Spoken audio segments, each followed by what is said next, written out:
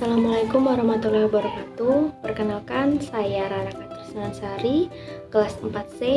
Di sini saya ingin memenuhi tugas saya mengenai pembelajaran PKN di SD dengan Ibu dosen pengampu, Ibu Aniza, selaku dosen Universitas Terbuka Prabu Muli.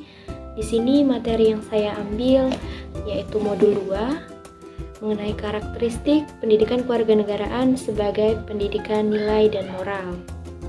Dengan kegiatan belajar 1 yaitu pendekatan pendidikan kewarganegaraan sebagai pendidikan nilai dan moral di SD. Kegiatan belajar 2 pendidikan nilai dan moral dalam standar isi PKN di SD. Kegiatan belajar 3 yaitu hubungan interaktif pengembangan nilai dan moral dalam PKN SD. Marilah kita bahas berikut. Baiklah, langsung saja kita mulai pembelajaran ya.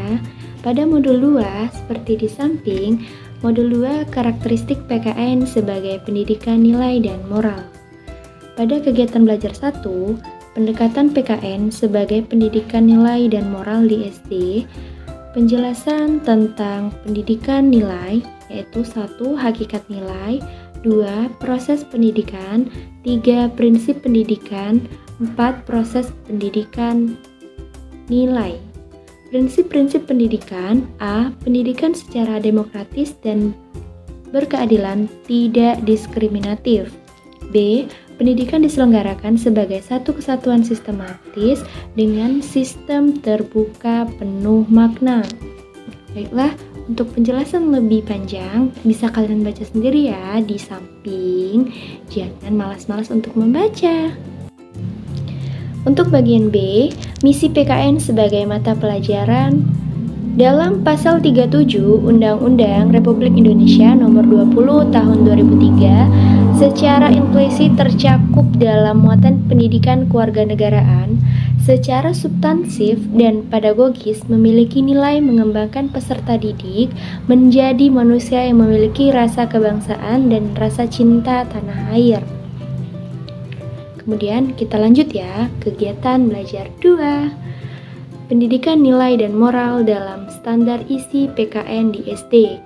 Membentuk warga negara yang melaksanakan hak dan kewajiban untuk menjadi warga negara yang cerdas, terampil, berkarakter sesuai amanat Pancasila dan Undang-Undang Dasar 1945, meliputi seperti di samping. Yang meliputi A. Persatuan dan kesatuan bangsa, B. Norma hukum dan peraturan, C. Hak asasi manusia, D. Kebutuhan warga negara, E. Konstitusi negara, F. Kekuasaan dan politik, G. Pancasila, dan H. Globalisasi. Jadi ada 8 ya, ada 8 pendidikan nilai dan moral dalam standar isi PKN di SD. Lanjut, kita ke kegiatan belajar 3 ya, seperti di samping. Dengan judul A. Perkembangan nilai moral menurut teori Piaget. Nah, tahapan pada domain kesadaran mengenai aturan. 0 sampai 2 tahun, aturan dirasakan sebagai hal yang tidak bersifat memaksa. Pada usia 2-8 tahun, aturan dirasakan sebagai hal yang tidak bersifat memaksa, dan 8-12 tahun juga aturan dirasakan sebagai hal yang tidak bersifat memaksa. Lanjut, pada tahapan domain pelaksanaan aturan pada umur 0 yang di atas 0-2 tahun, pada usia ini aturan dilakukan sebagai hal yang hanya bersifat motorik saja. Namun pada usia 2-6 tahun, pada usia ini, aturan dilakukan sebagai perilaku yang lebih berorientasi diri sendiri. Pada usia 6-10 tahun, aturan diterima sebagai perwujudan dan kesepakatan.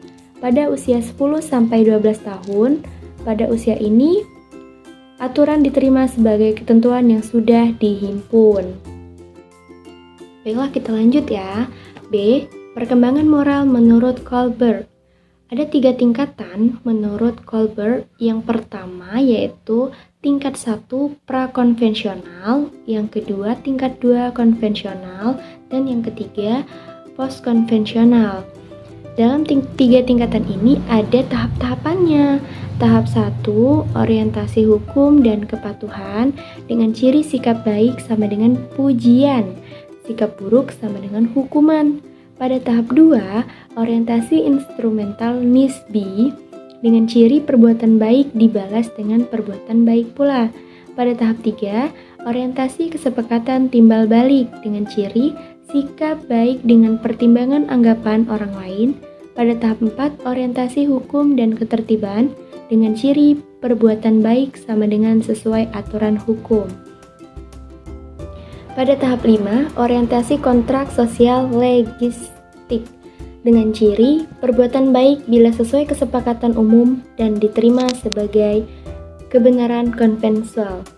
Tahap 6, orientasi prinsip etika universal dengan ciri perbuatan baik telah menjadi etika bersifat universal sesuai norma aturan.